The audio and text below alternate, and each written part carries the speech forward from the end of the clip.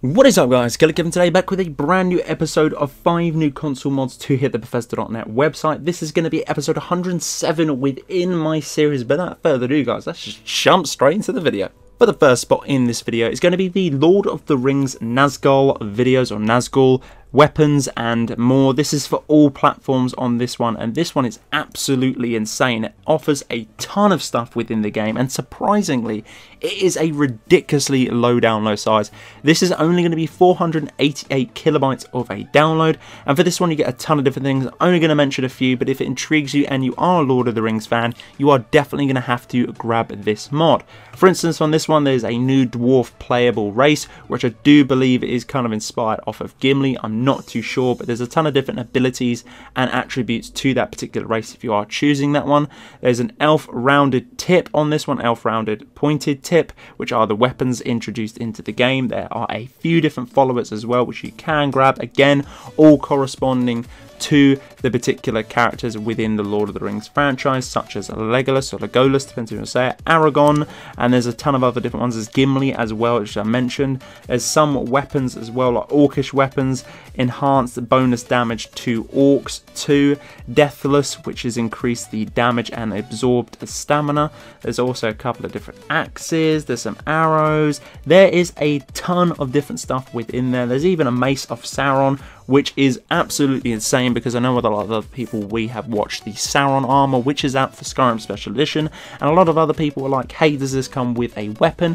And this one is awesome, and it will go with that armor set. Now if you put both together, again an incredibly low download size, but for all of this that you do get armor, gear, followers, everything, the whole shebang, race attributes and all that other different fun stuff, is actually really surprising to see that this is coming in at only 488 kilobytes of a download. For the second spot in this video is going to be the Sword in the Stone. Again, this is on all platforms, PC, PS4 and Xbox One. Are you worthy as the Dragonborn to pull this ancient sword from the stone? About the sword, this sword is a unique weapon that does fire damage to targets once hit. The weapon is not disenchantable, so you cannot put the enchant from the sword onto different weapons of taking that attribute away from this particular sword. You can wield this on either a player or a follower, whatever you fit to see. And this one as well, the sword can be improved at the grindstone as well, which is absolutely awesome. To be honest, it looks really goddamn cool. There are a few spoilers on this one. I'm going to say them just because I don't think they're spoilers for the particular blaze. Once the target is on fire, suffering a weakness to fire, which gives you a chance to soul trap that particular enemy that you have hit or striked with this particular blade. For me, I actually wanted to take this sword, go into the cheat room and actually duplicate this sword for a dual wielding effect, just because it's a little bit overpowered, and I thought that would be absolutely insane, and the sword does look pretty goddamn cool.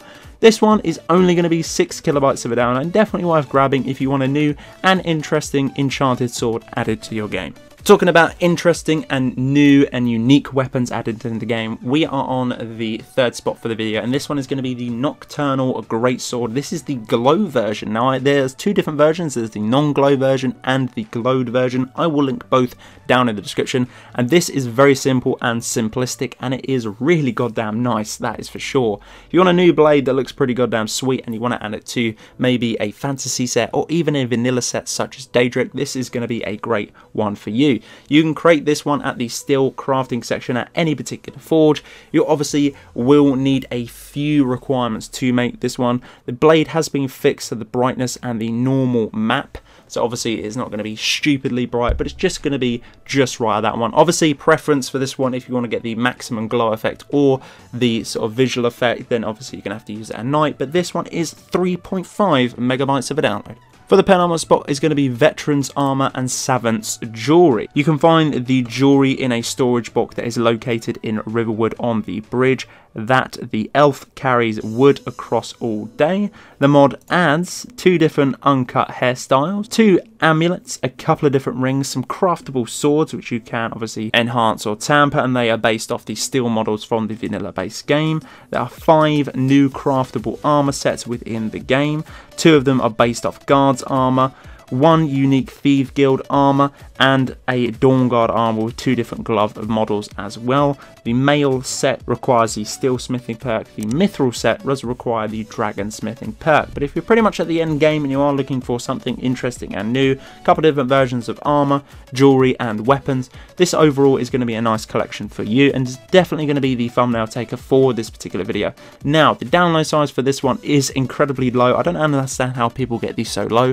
This one is only going to be 86.3 kilobytes of a download. Definitely worth grabbing if you want some new different variations and a bundle of ton of different things for you to enjoy. And for the last spot in this video, which I did discuss absolutely ages ago and was hoping and wanting that it would come to the Bethesda.net, and I think this mod definitely does take the words straight out of my mouth. This is the small modified inns. This takes a bunch of different inns. If you want to go and check out every single one of them, there is a full list on the link, but it changes quite a few, that is for sure. This mod changes some of the inns, some of the interior within the inns, and some of the interior within the smaller town and villages for those particular inns. They are designed each and individual. They have been fleshed out and they look absolutely awesome. This is obviously compatible with immersive civilians if you want to grab that too. Load it after the immersive civilians, so pretty much the immersive civilians on top, and then underneath that, which in the load order, this particular mod. Overall, it does look pretty goddamn nice. I was hoping someone would actually bring this to the Bethesda.net, and finally someone actually has.